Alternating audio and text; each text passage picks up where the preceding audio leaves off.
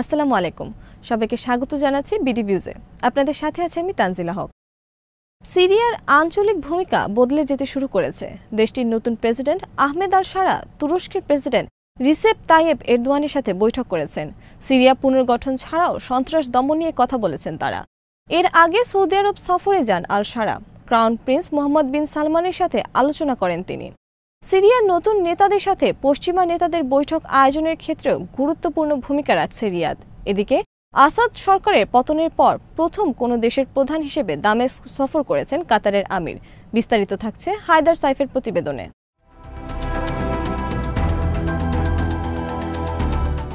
প্রথমবারের মতো বৈঠক করেছেন সিরিয়ার অন্তর্বর্তীকালীন প্রেসিডেন্ট আহমেদ আল শারা এবং তুরস্কের president Recep Tayyip Erdogan.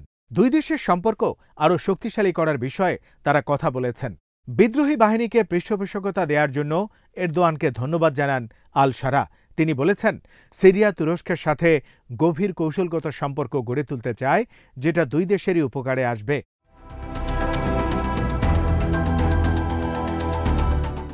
Ahmad আল শারার সাথে এরদোয়ানের এটা ছিল প্রথম বৈঠক।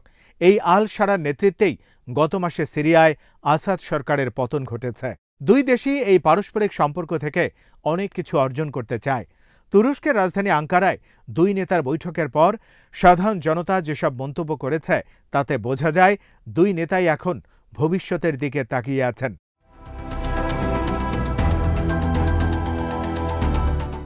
গত সপ্তাহে বিদ্রোহী গ্রুপগুলোর এক দল নেতাদের রুদ্ধদ্বার বৈঠকে আল শারাকে অন্তর্বর্তীকালীন সরকারের প্রেসিডেন্ট মনোনয়ন দেয়া হয়। সিরীয় শরণার্থীদের তুরস্ক যে সহায়তা দিয়েছে এবং যুদ্ধের সময় সিরিয়ার বিরোধীদের সহায়তা দেওয়ার জন্য এরদোয়ানকে ধন্যবাদ দেন আল শারা। তিনি বলেন যে সিরিয়া তুরস্কের সাথে সব ক্ষেত্রেই গভীর ও কৌশলগত সম্পর্ক গড়ে তুলতে চায়, যেটা দুই দেশের উপকারে আসবে।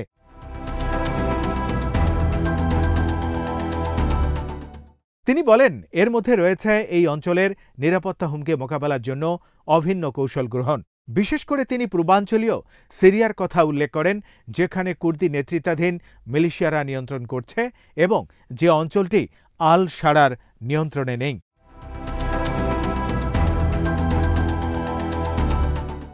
ইসলামিক স্টেট বা আইসিসকে মোকাবেলার জন্য এই মিলিশিয়া বাহিনীর সঙ্গে একসঙ্গে কাজ করছে যুক্তরাষ্ট্র।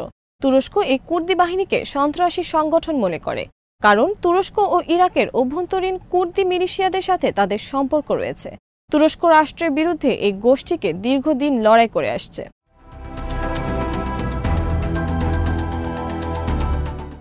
নতুন সরকারের অধীনে পুরো সিরিয়া ঐক্যবদ্ধ হবে এমন আশাবাদ জানিয়ে এরদোয়ান বলেন, নতুন সরকার সন্ত্রাসের বিরুদ্ধে লড়াইয়ের জন্য যে জোরালো সদিচ্ছার প্রমাণ দেখিয়েছে সেটাকে তিনি সাধুবাদ জানান।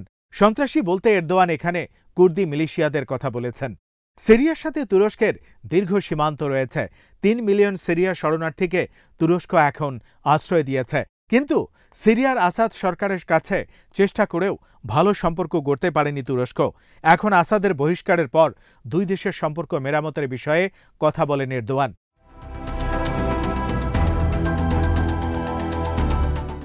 তুরস্কের উদ্বেগের কারণ হল, সিরিয়াতে অস্থিতিশীলতা বজায় থাকলে আরও শরণার্থী তুরস্কে আশ্রয় নেবে। এছাড়া তুরস্কে এখন যারা অবস্থান করছে তারাও দেশে ফিরতে উৎসাহী হবে না। সিরিয়ার উত্তর পশ্চিমাঞ্চলে তুরস্কের সামরিক পোস্ট রয়েছে। সীমান্তবর্তী এলাকাতে সিরিয়ার সশস্ত্র বিভিন্ন গোষ্ঠীকে সহায়তা দিচ্ছে তারা। আল শারা বলেন, তার সামনে সিরিয়াকে ঐক্যবদ্ধ করার যে বিশাল দায়িত্ব, তুরস্ক সেক্ষেত্রে গুরুত্বপূর্ণ সহায়তা দিতে পারে। তাছাড়া ভেঙে পড়া অর্থনীতি পুনরুদ্ধার এবং বিভিন্ন মিলিশিয়া গোষ্ঠীকে জাতীয় সেনাবাহিনীতে অন্তর্ভুক্ত করার ক্ষেত্রেও আঙ্কারা ভূমিকা রাখতে পারে বলে মনে করেন তিনি।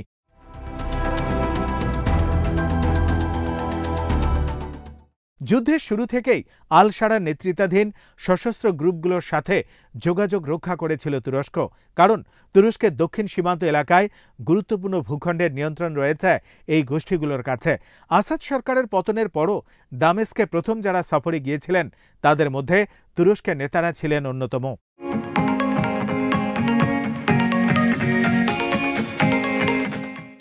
এরদোয়ান বলেছেন যে সিরিয়াকে তাদের অবকাঠামো পুনর্নির্মাণের সহায়তার জন্য তুরস্ক প্রস্তুত। তাছাড়া আসাদকে শাস্তি দেওয়ার জন্য সিরিয়ার উপর যে ব্যাপক মাত্রায় নিষেধাজ্ঞা আরোপ করা হয়েছিল সেগুলো তুলে নেওয়ার ক্ষেত্রেও সহযোগিতার আশ্বাস দেন তিনি। এই নিষেধাজ্ঞার কারণে পুনর্গঠন কাজ ব্যাহত হতে পারে। বৈঠকে আল শারা এরদোয়ানকে সিরিয়া সফরের আমন্ত্রণও জানান।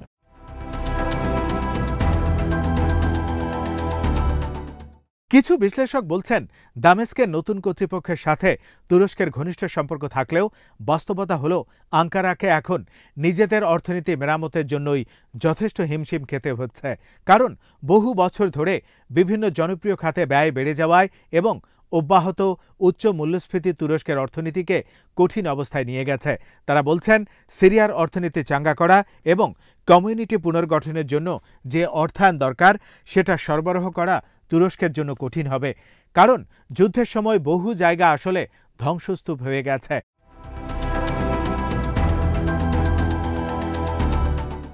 আল শারা এখন যুক্তরাষ্ট্র, ইউরোপের বিভিন্ন দেশ এবং ইউরোপীয় আরব নেতাদের সাথেও বৈঠক করছেন। তুরস্ক সফরের আগে রিয়াদে সৌদি ক্রাউন প্রিন্স মোহাম্মদ বিন সালমানের সাথে বৈঠক করেন আহমদ আল শারা। সিরিয়ার নতুন নেতার এটা ছিল দেশের বাইরে প্রথম সফর। তার এই সফর ইঙ্গিত দিচ্ছে যে নতুন সরকারের অধীনে সিরিয়ার আঞ্চলিক জোটগত সম্পর্ক আমূল বদলে গেছে।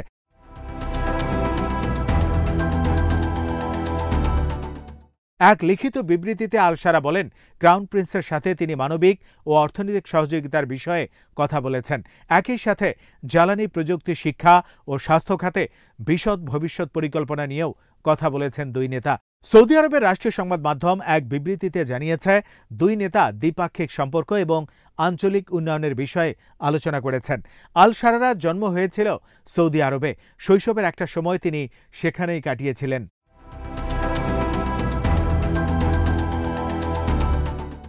আসাদের পতনের পর থেকে আল শারা এবং সিরিয়ার নতুন নেতারা আরব ও পশ্চিমা নেতাদের সাথে সম্পর্ক জোরদারের চেষ্টা করছেন।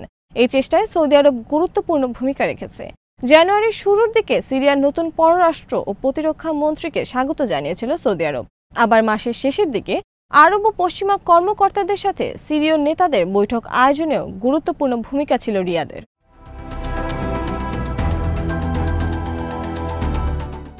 ডিসেম্বরে আসাদ সরকারের পতনের পর প্রথম কোনো দেশের প্রধান হিসেবে দামেস্ক সফর করেছেন কাতারের আমির Sheikh Tamim bin Hamad Al Thani. আসাদের অধীনে সিরিয়ায় যে অবস্থান ছিল, আরব নেতাদের সাথে সম্পর্ক গড়ার মাধ্যমে সেই অবস্থান থেকে সরে আসছে সিরিয়া। 2011 সালে বিরোধী বিক্ষোভকারীদের উপর সাঁড়াশি অভিযান চালিয়েছিলেন আসাদ।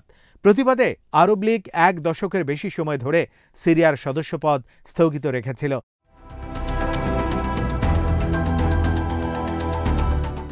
2023 সালে আসাদকে আবার আরব লীগে স্বাগত জানানোর মাধ্যমে সিরিয়ার দীর্ঘদিনের এই বিচ্ছিন্নতা ঘোচানোর চেষ্টা করেছিল সৌদি আরব। আরব লীগের নেতারা মনে করেছিলেন, সিরিয়াকে ফিরিয়ে নেওয়া হলে তাদের উদ্বেগের বিষয়গুলো গুরুত্বের সাথে দেখবেন আসাদ। বিশেষ করে উপসাগরীয় দেশগুলোকে বিভিন্ন পার্টিতে অংশগ্রহণকারী এবং শ্রমিকরা ক্যাপটাগন নামের যে মাদক ব্যবহার করত, আরব নেতারা এটা বন্ধ করতে চেয়েছিলেন।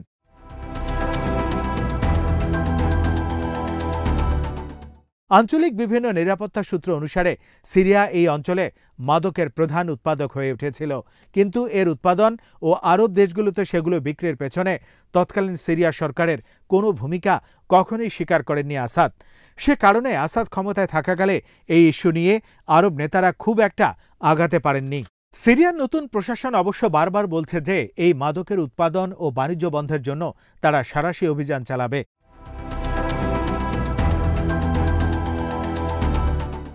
সিরিয়ার নতুন প্রেসিডেন্ট একসময় আল কায়দার সদস্য ছিলেন।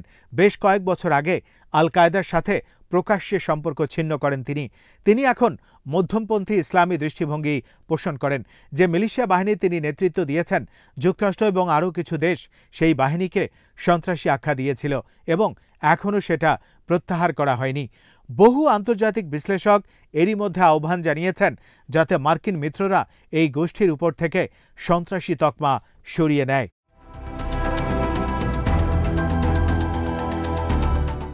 আজ এখানেই শেষ করছি। সবাই ভালো থাকুন, সুস্থ থাকুন আর দেখতে থাকুন বিডি ভিউজ। চ্যানেলটি ভালো লাগলে সাবস্ক্রাইব করুন। সংযুক্ত থাকুন আমাদের ফেসবুক পেজে। আল্লাহ হাফেজ।